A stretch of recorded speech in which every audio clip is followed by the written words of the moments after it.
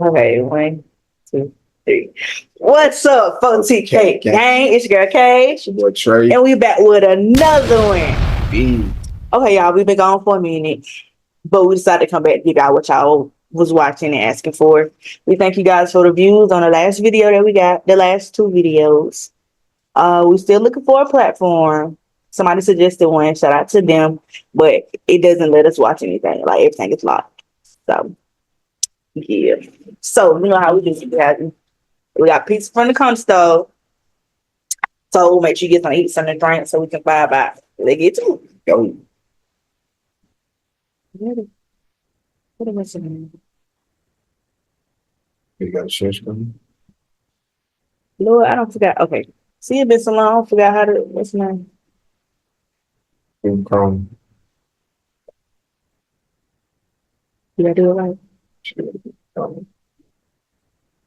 I should have went to. No, I did it wrong. That's right. Go ahead. Is it still showing anything? Yeah. All right. Excuse us, y'all. It's been so long. We got to remember how to do this stuff. So excuse the lostness of what's going on. We're going to get this together.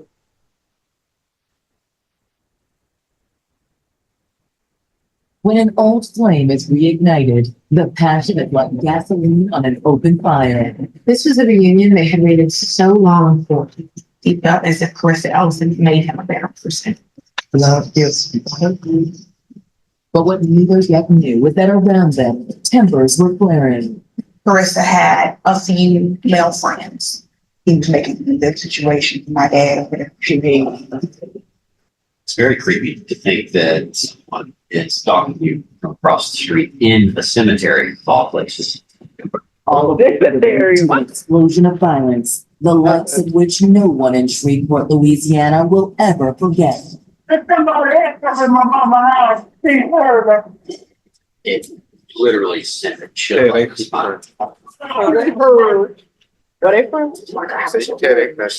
Who could do this to someone and still profess to love them? You just keep asking a question and you can't come up with an answer. Cemetery, y'all? You gotta be extra crazy to fit in the cemetery and start somebody.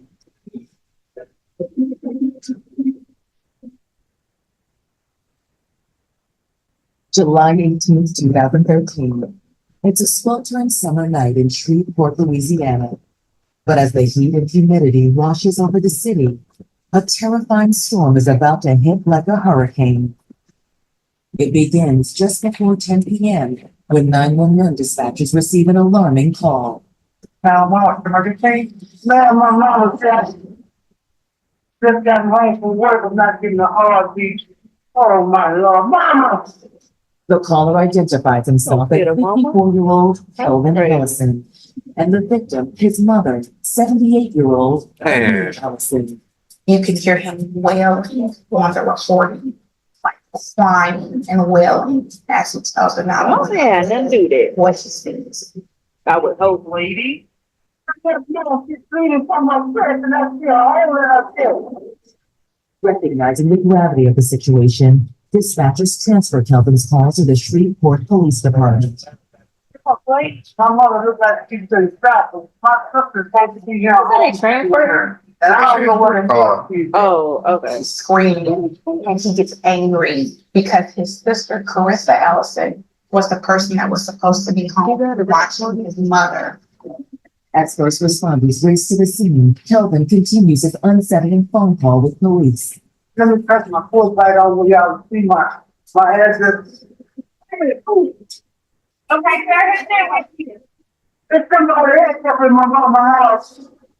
The 911 responded did not know what was going on and they kept asking. Y'all, imagine your mama did. And then you go in the front row and they say a random person just did. Like, what? But what other What we do evil now? discovery lurked inside the threshold of that home? And where was Irene's daughter, Clarissa? It's just the first of many questions that will hold this city in its grasp. But You when mentioned love what I turns to said. jealousy, the repercussions. It was a random can person be dead on the explosive. phone. Nobody was prepared for that story. Like nobody was expecting anything like that. That's wild. Like, that's For Carissa Marshall Ellison, life began in Shreveport, Louisiana on July Nobody 1st, sound like that. 1972. Carissa lived in Morristown, which is primarily an African American community. I watched Carissa grow up from a little girl on up till adult. Carissa's hoping to have family and have a quiet life. That dream seemed to take hold for Carissa when she met the 75% of Americans have their love of her social life, security. Samuel Green. Carissa and Samuel fell in love and eventually had two beautiful children together. But after several years together, life's hardships drove a wedge in Carissa and Samuel's relationship. Despite still loving each other, Carissa and Samuel felt it best to go their separate ways. Carissa communicated to everyone the feelings that she had for the father of her children, and those remained even after years of not being together. She maintained a good relationship with her children's father, and they shared custody. Following her breakup with Samuel, Carissa and her two children spent most of their time with Carissa's mother, Irene, and her brother, Kelvin. For Carissa, the additional family time together proved to be the perfect antidote for mending a broken heart. Carissa was a homebody. She didn't really do too much. She was very family centered, really loved her mom and her kids. Carissa loved being a mom and always made sure her children had everything that they needed.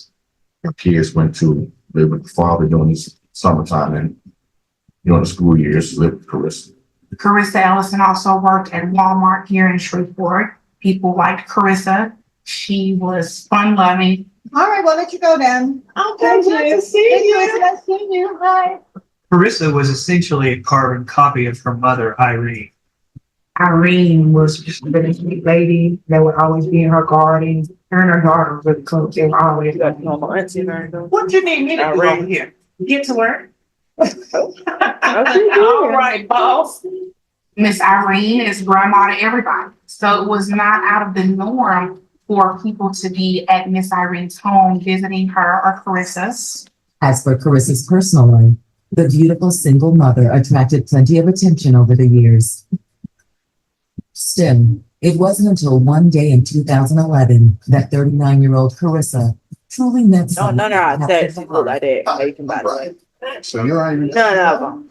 Yeah, how did They all look big. Beautiful. Oh, you're a charmer. Brian Wilson was a 58-year-old handsome man, charming man, funny man. She drove cabs. Sound like They had you other want. business What you hustles that they had trying? going on. Like you trying to Some get it on. alarms. Like Carissa, Brian was born and raised in Shreveport, and he was also a single parent. My kids sit in there. Oh, you have kids. They're grown and gone. But they come around with you. Okay, I have kids as well. Two, a boy and a girl, and they are my world. As Carissa and Brian got to know one another that day, both liked what they saw. My dad was considered a ladies' man. He did see a lot of women. He had a gold tongue. He can talk and he can draw you Gold in tongue. his I ain't never seen conversation. her myself. Well, it's all- But it didn't take long for this ladies' man to become a one-woman man. Carissa. How are you? I just remember one day my dad came over with Carissa and he introduced us to her and they were inseparable ever since then. Wow, it's nice to finally meet you guys. I think that my dad and Carissa were really into each other because he wasn't the type to just bring females around us, if they weren't special to him. But as much as Brian adored Carissa, there were things from his past that he just couldn't shake. Growing up in a tough, poverty-stricken area of Shreveport, Brian's actions sometimes ran afoul of the law when it came to providing for his family. My dad was no angel. He did time for various things, mostly white collar stuff. I know they were dating for at least maybe a year or two. And All then right. We had to be trapping or something. While Brian was in prison, They were white Carissa collar. did her best to put him Oh, on. okay. Okay. she was out on her own waiting for my dad over there in jail. She still had things that she had to do. She didn't have a car, but she had to depend on other people's transportation and things like that too. One of Carissa's closest male companions during this time was Daniel Powell. They exchanged numbers and would talk on the phone every now and then. While Daniel was able to provide Carissa with emotional support, Carissa and her mother still needed help with the everyday chores. Brought up with the yard on Saturday. That'll be perfect. One of the male friends that Carissa Ellison had was Tommy Lee Wilson. He was a taxi cab driver, and he would take her to work to Walmart. And it developed into a friendship where he would come to Carissa Ellison's home all the time. Hey, it's Carissa. How you doing? I suppose you just call me Carissa. He eventually started doing work around the Ellison's home. He would also help Miss Irene Ellis around the house, and he helped build a shed in the back of the home. Tommy put a lot of work into this project. He would work on it after his shift and on weekends. He even ran electricity to it. It was comfortable enough for someone to live in, and that someone was Tommy. As the months passed, Carissa and her family grew closer to Tommy. Then, in January 2013, Carissa got the news she'd long waited to hear. Building that for Ryan was himself. being released and Carissa was thrilled. When he got out of prison, they reconnected. When he picked him up, that's the first place Brian took him back to Carissa's house. Brian served his time in jail and had turned over a new leaf in life. And he and Carissa was going to make that change together. Brian Wilson wanted to do better because he felt as if Carissa Ellison made him a better person. Love gives people hope. With the blessing of Carissa's mother, Irene, Brian moved into the shed behind the Ellison home, and Tommy moved out. For Brian and Carissa, it was a reunion like no other. They were living together. You could pretty much say Oh, that was a good idea. long married. It seemed like they were headed towards like being together until death and part. But nobody could anticipate just how pathetic those words would turn out to be, or the full horror that was about to wash over this city.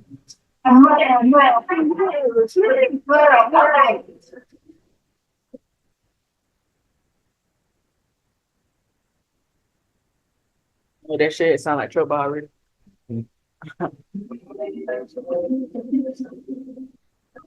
After being separated for nearly a year, Brian Wilson and Carissa Ellison were excited to put the past behind them and start a new chapter together. I think it's very powerful.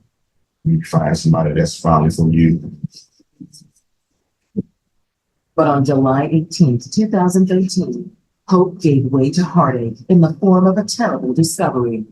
Carissa Ellison's brother, Kelvin, called 911 that night and claimed that someone had shot their mother, Irene.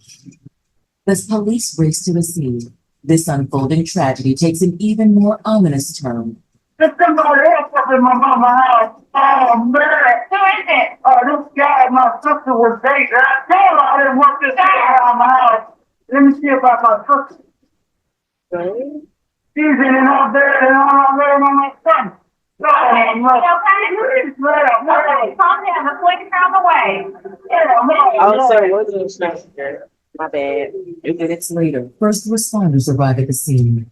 I don't know which Inside man it the is. home, they find the bodies of 78-year-old Irene Ellison, 41-year-old Carissa Ellison, and Carissa's 58-year-old boyfriend, Brian Wilson. Oh, the boyfriend. Die in such a tragic and horrifying way. Being victim of violence that can made him even more shocking to anybody.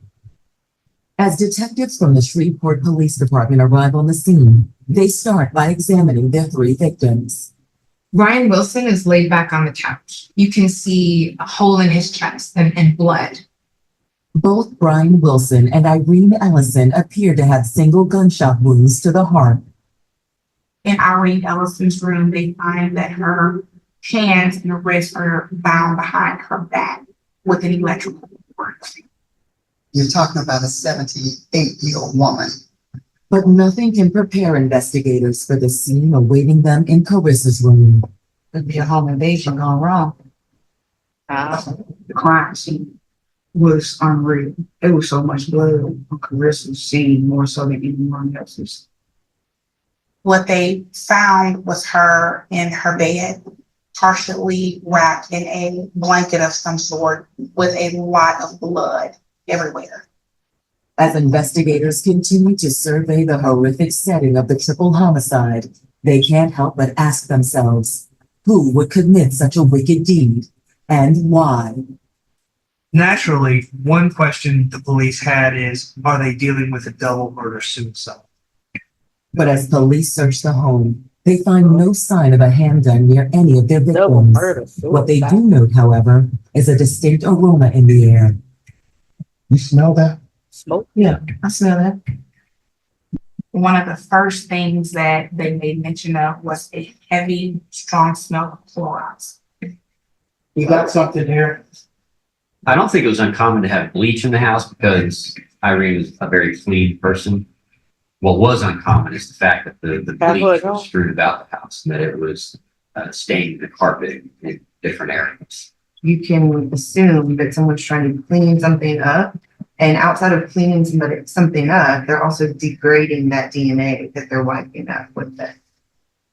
But who had the time and opportunity to clean up the scene? To answer that question, detectives turn to the families. They begin with Carissa's brother, Kelvin Ellison. I'm sorry for your loss. I know it's hard, but we got to talk about what happened tonight. I need you to come to the station and make a statement. He ain't even no time to grieve. Just we gotta talk about it. As officers transfer Kelvin to the station, detectives begin notifying the rest of the families. The news is more than anyone can bear. My brother said, Daddy died. I was like, okay, I'm thinking natural causes. But then he said, Daddy got murdered. I just immediately like broke down. I couldn't contain myself. It kind of tore my heart out of my chest. It took a lot of life out of me when I found out about what happened. While detectives are on the phone with Brian's family, Brian's children reveal their own suspicions about who may have killed their father. My dad got along real good with all the family, which is Carissa's brother. They all had their conversations. Every time that he would come in the house, the brother would get into it with Carissa and his mom. What's up, man? Seven. That work. All these guys are here. We're just a friend, you know. Thinking your friends would find another place to play this. Kelvin. Chris's brother did not like a lot of traffic in his mother's home. And it had some problems with some men that had come around. He was making a little situation for my dad over there. Period. Chris's brother felt like if his sister was going to entertain these men or be friends with them, they should do it somewhere else. Why does every time you either get like this is his place? I don't like it, Chris. We thought maybe, okay, he just got fed up with my dad being there and Miss Irene and Carissa sided with my Why would he dad. kill his mama, That though? upset him and it just made him go off. For him. You think he'll kill his mama? That's what we were thinking at the time.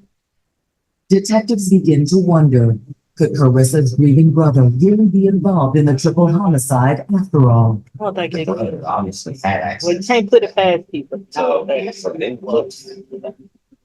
put it past. As police prepare to sit down with Kelvin about the events of the night, no one knows if he will take them one step closer to the truth or deeper into the shadows. It just was like, seeing out of a movie or something. Well, it kind of look like him.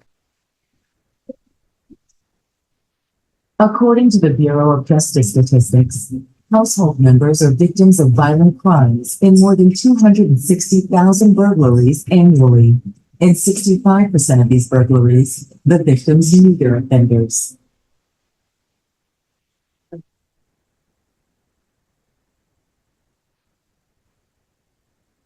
In the midnight hours of July 18th, 2013, detectives in Shreveport, Louisiana are trying to piece together the events surrounding the tragic deaths of 78-year-old Irene Ellison, her daughter, 41-year-old Carissa Ellison, and Carissa's boyfriend, 58-year-old Brian Wilson.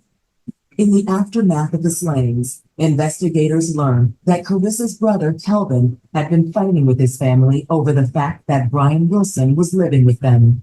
Carissa's brother was a possible suspect. Sometimes you have family members who can't get along. He was the one who placed the 911 call. So it was like they gave him time to commit the murder, come up with an alibi, act like he was all worried and everything.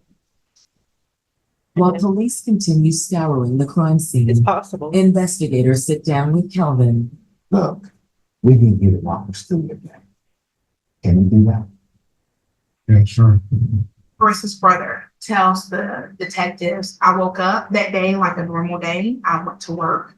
I work 2 jobs, and it's very normal for me to go to my first job, come home, check on mama, make sure everything's okay. Kelvin tells investigators that he left his mother's house around 6 p.m. to go to his second job. Afterwards, a coworker agreed to drive him home. He's catching a ride with one of his coworkers, and he purchases beer and cigarettes at a convenience store. When he returned home, he discovered that normally the mother would have the porch light on, but on this particular day, the porch light was off. He also noticed that the side door that he goes through wasn't locked. It opened right up. So when he goes in, he's already suspicious of what's going on. That's when Kelvin says he discovered the unimaginable carnage. So you live in the home with the 3 victims, correct? Brian living in the state.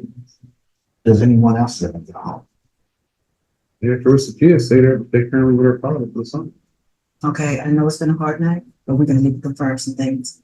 So can you give us the numbers of your coworkers and the name of your coworkers and the name of the convenience store you stop by? Meanwhile, They don't crime give a scene investigators- damn. They They like, don't care. They just want information. take shit that nobody knows. It's like, look, Investigation. we know you died, Drugs they died, but and we Chris's need brother's- this. We need that. Chris's brother doesn't have a perfect history and had some problems with drugs. Many times when drugs are present, that causes people to act violently. Calvin, you haven't been totally honest with us. We found the cocaine that Okay. Yeah, it's good. have you had any drugs today? No, nothing like that, man. I've been working all day. Look, I told y'all that. Look, you gotta understand, man, I would never hurt my mother or Carissa. Not one single air. Look, I told y'all I was at work. Y'all don't believe me? Y'all can check with my coworkers. Heck, you can even go to the convenience store and ask them. They'll confirm everything I'm telling you. And they'll tell you I'm telling the truth. At the convenience store, they were able to find surveillance footage and to actually see Carissa Ellison's brother in the store purchasing items, just as he stated, beer and cigarettes. Investigators spoke with coworkers. Carissa's brother. Okay.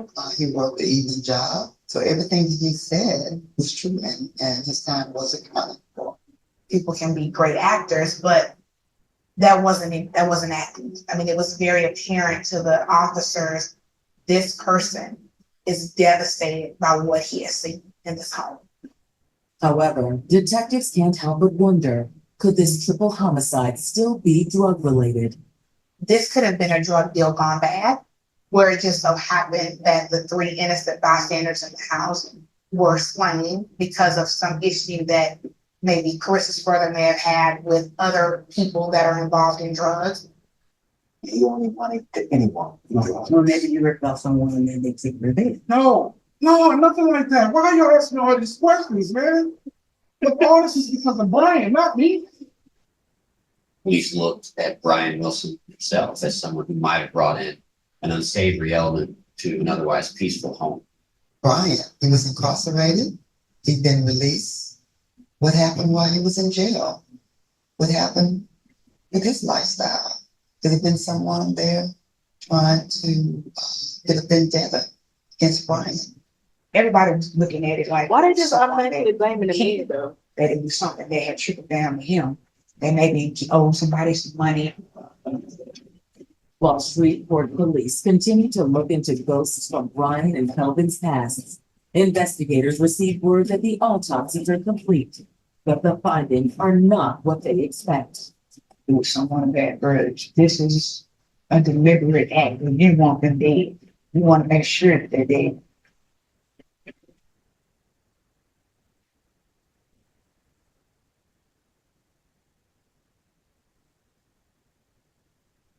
Less than 24 hours after the bodies of Carissa Ellison, Irene Ellison, and Brian Wilson were found inside their Shreveport, Louisiana home, detectives still suspect drugs may have played a role in their murders. Now, investigators have received word that the victims' autopsies are complete, but the findings are much different than anticipated. Apparently, the victims died from stab wounds, not from gunshot wounds. It was a shock. We had gone a good 12, 14 hours thinking that it was gun violence. News of the stabbings changes the nature of the murders and raises another chilling possibility. shooting, okay, yeah, that's kind of right. But when you take the time to stab people, that's personal. While 78-year-old Irene had not been able to put up a fight, defensive wounds found on Brian Wilson's hands and arms indicate that he had struggled against his assailant before succumbing to his injuries. He was fighting. He didn't want to live. He really was trying to save Carissa and the mom. They noticed that he had something under his fingernails, and so they were able to scrape them to see if there was any sort of DNA evidence. While Irene and Brian each received a single stab wound to the heart, Carissa's injuries are even more grim. Carissa Ellison has multiple stab wounds to her neck, chest, and back.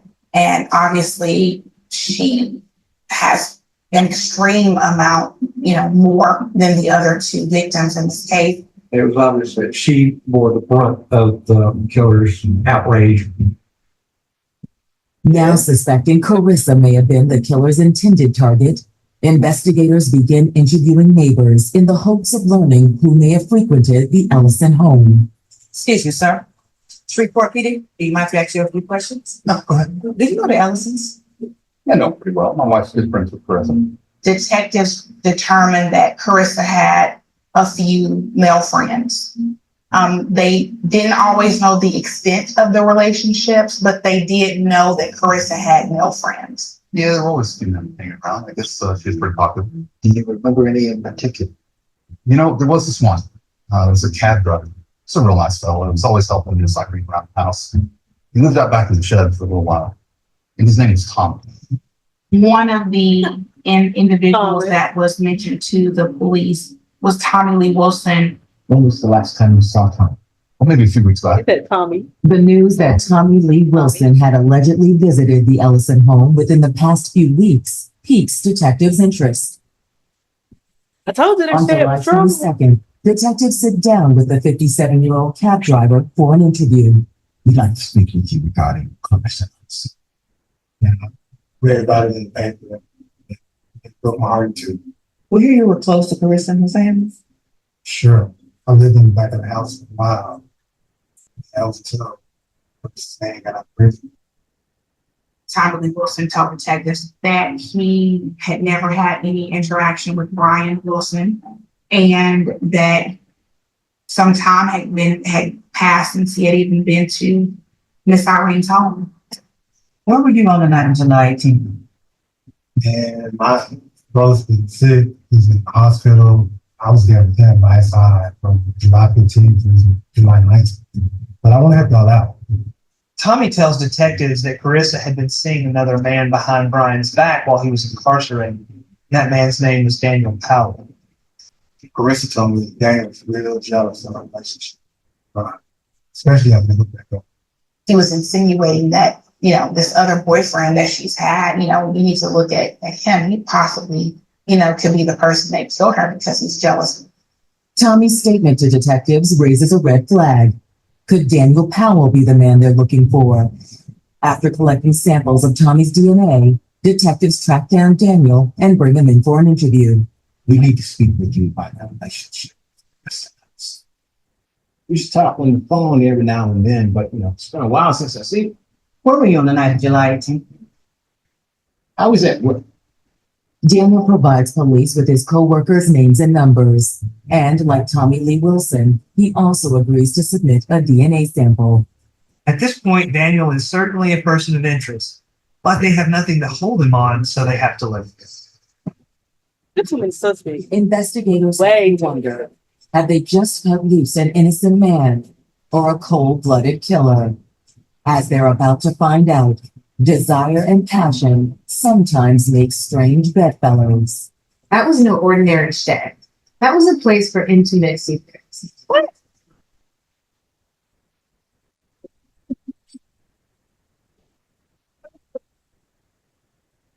Detectives investigating the triple homicide of Carissa Ellison, Irene Ellison, and Brian Wilson in Shreveport, Louisiana, are only certain of one thing. 41-year-old Carissa Ellison is the killer's key target. Killer obviously had a particularly strong hatred toward Carissa. So far, detectives have interviewed Tommy Lee Wilson, a family friend of Carissa and her mother, as well as a man Tommy claims had a relationship with Carissa, Daniel Powell. While both men have professed their innocence, a new piece of evidence is about to surface that could provide a crucial clue to the killer's identity. During the crime scene investigation, they recovered a bloody produce bag from the trash can. The plastic produce bag appeared to have a palm print on it. It's not just a palm print on this bag. This is a palm print in Carissa's blood. Carissa would have had to have been killed, and she would have had to have bled, and he would have had to put his hand on her blood and touch that bag. While investigators wait for a possible match on the palm print, they continue canvassing the Ellison's neighborhood in the hopes of learning new information. It's a move that soon pays dividends. Hey, sir, how you doing? Fine, how are you? You mind if we ask you a few questions? No, I don't mind at all. Thank you very much. Do you know the Ellisons across the street? I know the Ellisons. Have you seen anything strange or anything unusual going on over there lately? Well, actually, I had seen a man sitting in a car looking at the Ellison's house. Why you look like that? Why are you talking like that? You look like SpongeBob. He's talking, he's talking weird. He's not talking for nobody. He don't be talking weird. I am. But just who is this mystery man seen spying on Carissa and her family? I bet it's cab driver. As detectives dive into this question, I don't know, I just feel we like it's receive a him. surprise visit at the It might not police be, but I station. feel like it's a cab driver. Hi, I'm Gwendolyn Myers. I need to speak with the detectives regarding the Ellison murders. Come on in, have a seat. Thank you. She was a good friend of Carissa's, and she knew of a confrontation between Carissa's brother and an ex-boyfriend that she thought would be relevant to the investigation. Would this ex-boyfriend be Danny Powell? No, this was Tommy Lee Wilson. The very man that purported to be a close friend of the Ellisons had in fact had a relationship The with cab Carissa. driver. She Like I knew said. that Tommy and Carissa dated. And she would see Tommy bringing her to and from work. Ain't nobody giving rides for According to free. Gwendolyn, the relationship nothing- began with Carissa's boyfriend, Ain't nothing for free. during his one-year stint in With an prison. ass graphic cash. It was during this time that Tommy had helped construct this shed in the back of Carissa's home and had even lived there for a while. Inside those walls, Carissa and Tommy's passions ran wild.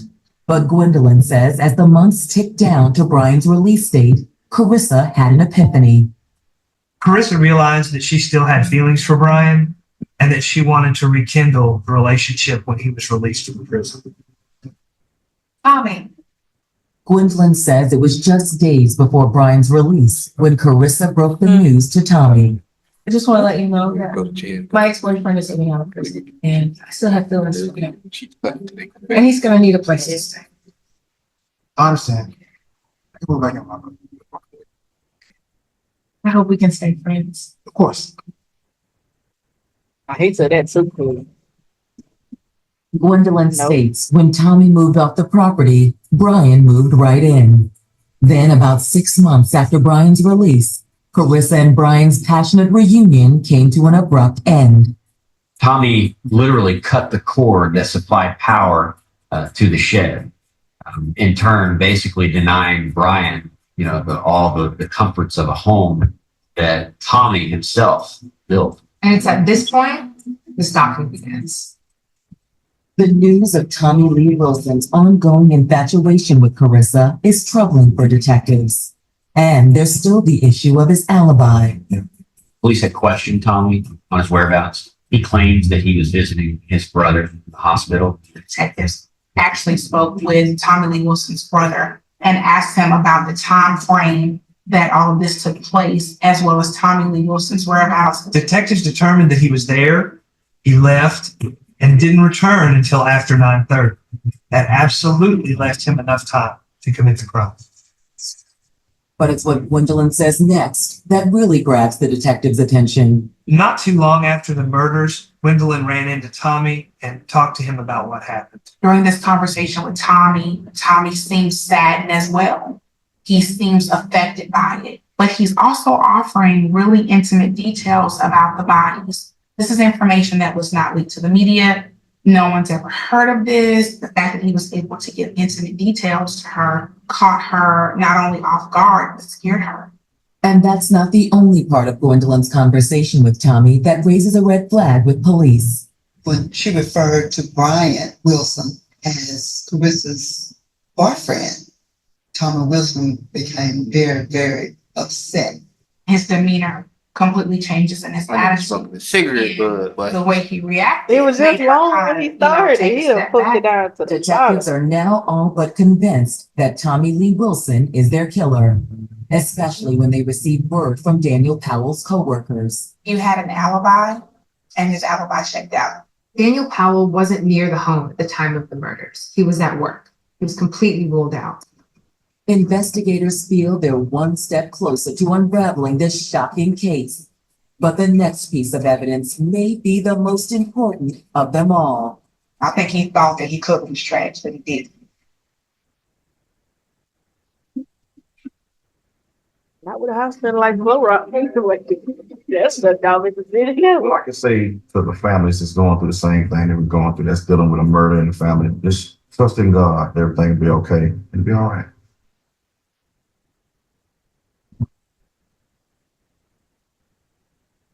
A week after a triple homicide rocked the city of Shreveport, Louisiana, detectives have learned two tantalizing pieces of information about Carissa Ellison's former flame, Tommy Lee Wilson. First, there were allegations that Tommy had been stalking Carissa for weeks prior to the homicide. And second, Carissa's friend and coworker, Gwendolyn, told detectives that Tommy had shared gory details of the crime with her, details that were never leaked to the media. Detectives are quickly able to realize that Tommy Lee Wilson's story is not adding up. But despite strong circumstantial evidence pointing to Tommy's involvement, investigators need another shoe to drop before they make an arrest. The DNA results could make or break this case. Michelle Verana with North Louisiana Criminalistics Laboratory is tasked with analyzing the evidence. There were substances recovered under Brian Wilson's fingernails that indicated that he had been involved in a struggle prior to his death. So the fingernail scrapings were consistent with being a mixture of two individuals. The minor contributor was consistent with being Brian Wilson, which is expected because that DNA was taken directly from him. The major contributor in the mixture was consistent with the profile of Tommy Wilson. As for the bloody palm print found in the Ellison's trash, testing also links it to one individual. In this instance, Tommy Wilson touched the liquid blood and left his print behind.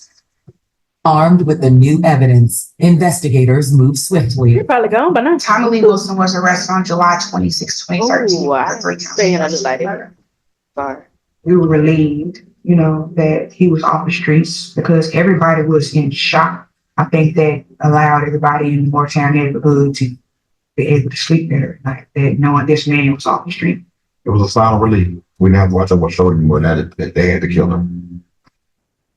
On July 7th, 2015, almost 2 years after the bloody triple murder, Tommy Lee Wilson's trial gets underway.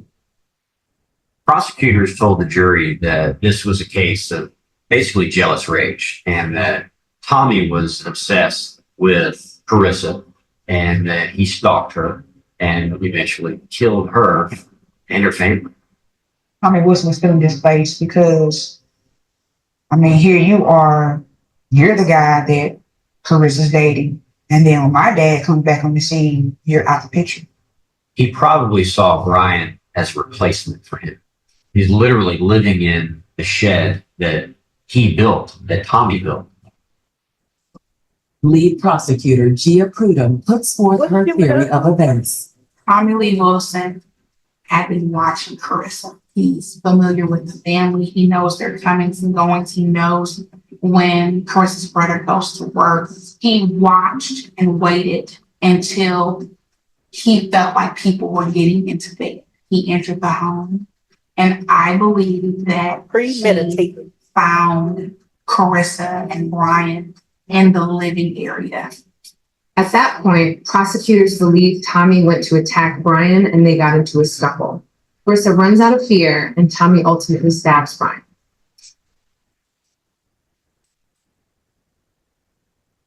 He then goes after Carissa and attacks.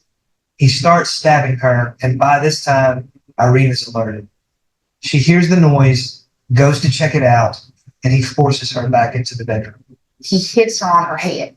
He ties her and stabs her and kills her because she's the only witness.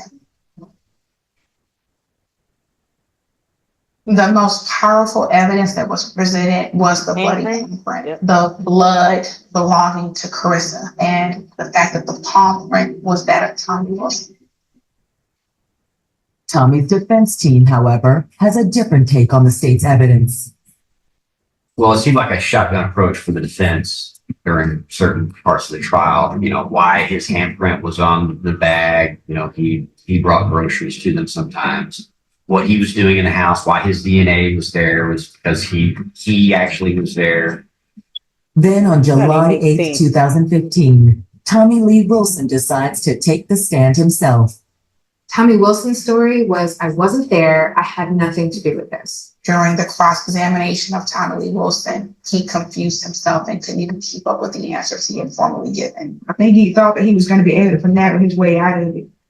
But the more he talked, the more he made himself look guilty. Following closing Keep up with his arguments, lies. the jury retires to deliberate on the Shut the case. fuck up, bro. Shut the I want to fuck say up. the jury took maybe about an hour, if that long. Verdict was guilty. 3 counts, first degree murder. He was given life in prison without the benefit of probation, parole, or suspension of sentence.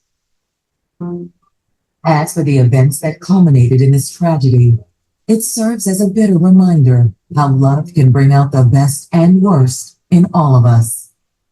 It's a message to be given to any young woman that this too could happen to you if we are not careful.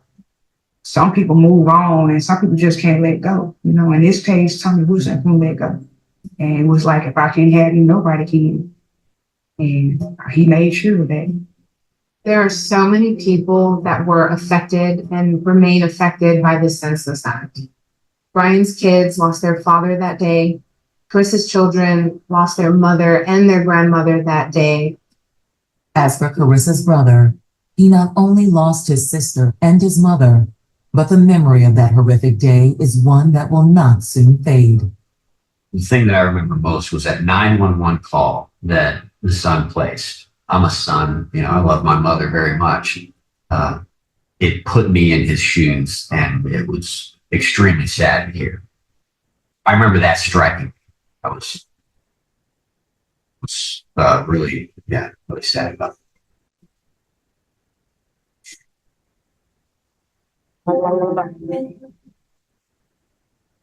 Well.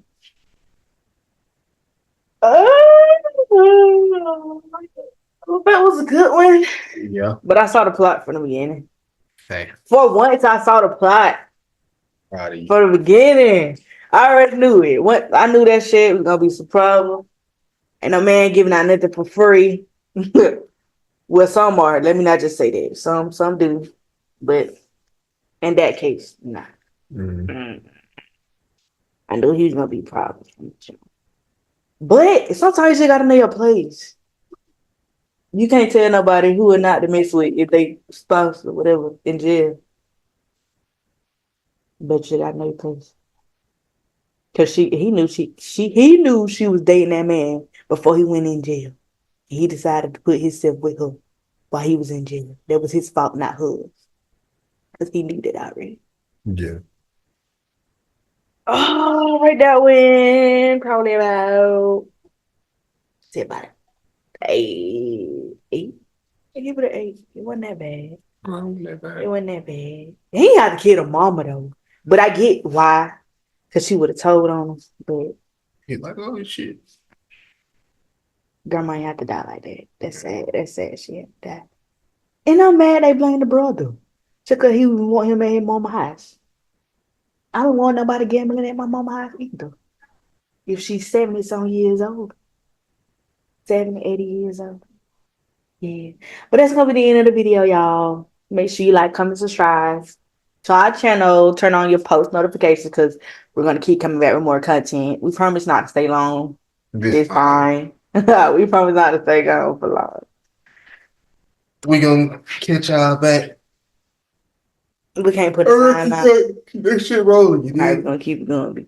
Comment. Make sure y'all comment, like, comment, like. Don't just watch. Please like and comment and so we know that subscribe. y'all watching. We love to have interactions. You said we need. Please subscribe. Yeah, we need more subscribers, you guys. Make sure you tell a friend to come watch our channel so we can grow with you guys. Yeah.